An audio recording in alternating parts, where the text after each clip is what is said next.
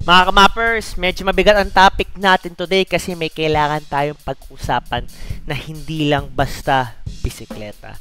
Pero tungkol din ito sa respeto ng kultura ng pixie, lalo na dito sa Pilipinas.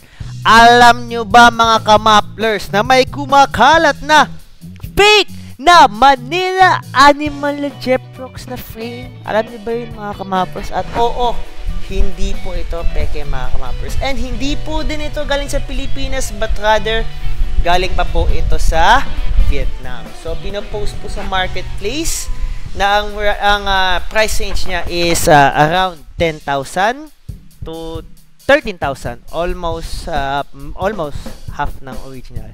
So sa video na ito, bibigyan natin ng liwanag, no, ang katotohanan ng issue na to, no, kasi hindi lang to about sa pera o sa style, but of course ito din sa respect, community, and in my opinion, no, safety. Bili na po kayo ng Manila Urban Fix t-shirt na dry fit na pwede po ipag-bisikleta or pang-running or any other exercise mga kamappers. Ito po yung palikod, ito po yung harap na may MUF logo. And pwede po ito mabili sa Shopee. Pwede po ito mabili sa TikTok Shop. And meron pa yung mga libreng stickers and nagbebenta pa po ako ng mga MUF stickers dito sa TikTok Shop at Shopee. Tara mga kamappers, bili na!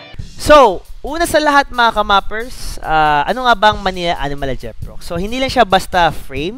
Isa siyang produkto ng collaboration between ng Manila Animal, The Project, and Team Manila. Manila Animals, ano nga pala yung Kiko Escora.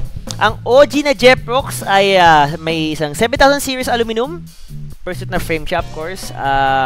Very aggressive na geometry, designed for bombing, flatlands, and crits. I don't recommend na ipagsingit to kasi tumatama ang paa mo sa pedal, no? Ganun kagrabe ang I forgot the tawag. Toe lap yun.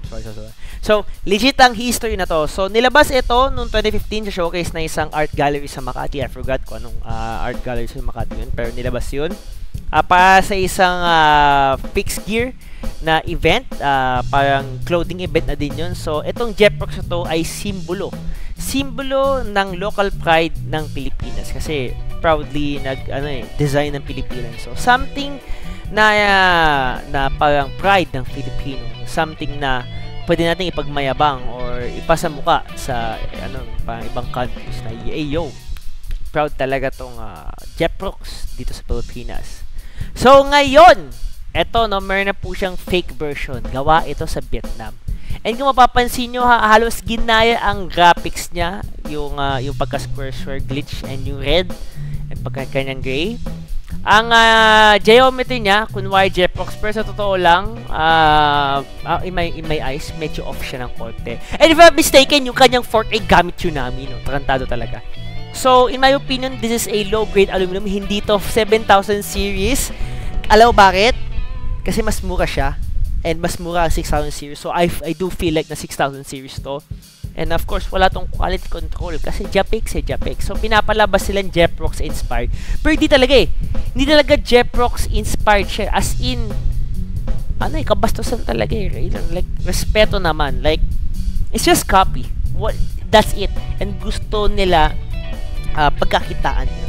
So, ito ang problema, no? Walang coordination sa creator. Si Kiko Escora, Team Manila, or even local bike shops such as The Project, no? The Project.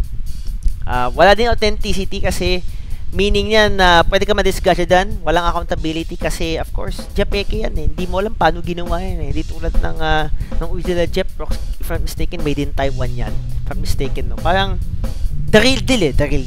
So in my opinion, mababang klaseng materyales and pwede ka madisgusya dyan. At ang masaklap, ginagamit nila ang pangalan ng Pinoy na gawa-gawa lamang, no, para makabenta. And hindi lang yun, mga may tumatangkilik na mga Pilipino. Nakakalungkot. Pero still, no, walang basagan ng trip, pera mo pa rin. Pero in my opinion, brother, like, straight up disrespect sa community. So, bakit nga ba, bakit nga ba pangit or delikado ang fake ni Jeprox? So, sa mga hindi pa nakakarinig, ang bike frame ay isang parang backbone ng buong build. Yun ang frame eh. Yung pinamalang component eh. So, kung frame white cheap aluminum, walang proper welding, so parang walang stress test, hindi pasado sa street testing, pwede ka madisgusya. So, imagine mo, nag-sprint ka, sa lubak, naputol drop out, o kaya nag-crack.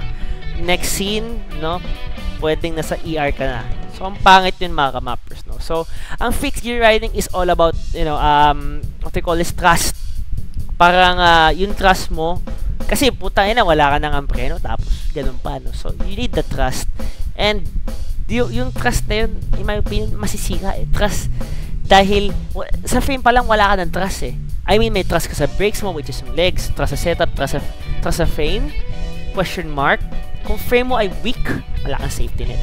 Hindi lang, parang hindi lahat ng mura ay sulit, no? Minsan ang kapalit na 5,000 pesos saving, kasi di ba 18,000, 20,000 brand yun yan, ay gas-gas, galos, or worse, pwede din buhay mo. So, I really don't like this. So, mga kamappers, fixed gear is more than just a riding. We know this. Putang ina, alam natin yan. It's a movement. It's a, it's a culture. It's a lifestyle. So kung may isang Vietnamese shop or Pinoy reseller na nagbebenta ng fake, alam nyo na hindi sila part ng kultura natin. Like, kabastusan Like, they have no respect para sa community natin. Especially kila Kiko Escola, the creator. Kasi kung isa kang tunay na may respeto, alam mo na hindi lang ito looks It's about integrity na din Parang it's about being real, no? Disrespectful ito kay Kiko. Disrespectful ito sa local scene. Disrespectful ito sa original craftsmanship kung saan ginawa nyo, if I'm mistaken, Taiwan. And most of all, mga may riders na willing gumastos for quality. Yung mga rider na gumastos willingly, no? Na mga original.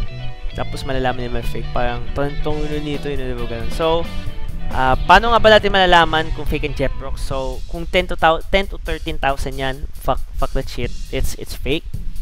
So, if I'm mistaken, yung fork niya, Tsunami fork. And i-check din natin yung decals. If I'm mistaken, hindi siya 100% copy. Tapos, itanong nyo rin kung saan nabili, resibo, and of course, i-post na din sa community and magtanong tayo. No?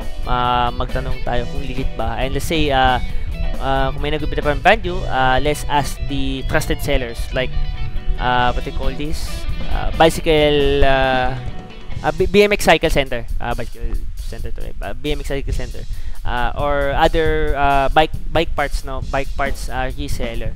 So malalaman naman natin kung legit yun So, let's just support local. Kung gusto mo talaga ang Jeprox, ipunin natin and wag tayo kumagat sa mga bakat na malalaki. So, antayin natin, sulitin mo kasi yung 5 to 7k na titipid mo para sa isang fake. Puta katatawanan Katatawanan and disrespectful sa community and kay Kiko Escola, which is my idol na idol ko. So, let's say, other than that, of course, disgrasya. So, wag natin i-normalize yung, nung fake. Kasi indisin to, hindi naman to parang Nike na big company na pwede mong pekein and walang masasaktan. Hindi. Nasasaktan yung scene, nasasaktan yung local scene ng fixed gear dito sa Pilipinas. So, hindi siya cool, hindi siya practical, hindi siya safe, at sigit sa lahat, in my opinion, hindi siya tama. So, yun lang po mga kamappers. Ingat po tayo sa mga scam or rip-off. So, spread the word kung nalang po tayo magpapaloko or magbenta ng mga fakes. So, this is Manila Urban Fix. Or Mapping Short, pwede nyo din na tawagin na Admin A or Kuya Map. Fix contents for fun and of course para sa community. Hindi ko na pili-pili pag kindly consider na subscribe po dito sa Manila Urban Fix. And of course, like always, as usual, wag lalapit sa truck and bus. Magsuot ng helmet. Thank you po mga kamappers. See you! Bili na po kayo ng Manila Urban Fix t-shirt na dry fit na pwede po ipagbisikleta or ipang-running or any other exercise mga kamappers. Ito po yung panlikod. Ito po yung harap na may MUF logo. And pwede po ito mabili sa Shopee. Pwede po ito mabili sa TikTok Shop. And meron pa yung mga libreng stickers and nagbebenta pa po ako ng mga MUF stickers dito sa TikTok Shop at Shopee. Tara mga kamappers, bili na!